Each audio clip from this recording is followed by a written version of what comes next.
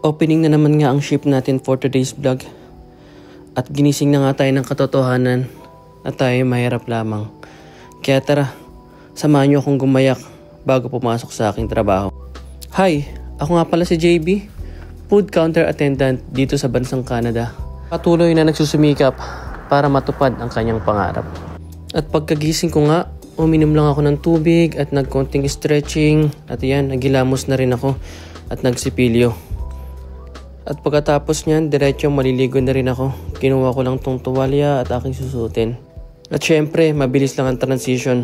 Mabilis lang rin tayong maliligo dahil malamig ang tubig dito sa Canada. Lalo na ngayon, lumalapit na naman ang winter. Pag opening nga pala ang ship ko, hindi nga pala ako kumakain ng kahit ano.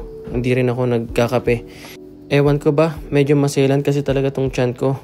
Ayokong abutin ako dun sa trabaho dahil napakadami kong kailangan gawin dun lalo pag opening. Kaya nag-ready na lang ako ng tinapay. Yan yung kakainin ko mamaya pag break time ko. At yan, nagsasapatos na nga tayo. 4:15 nga pala ng umaga. Ang duty ko ngayon hanggang 12:15.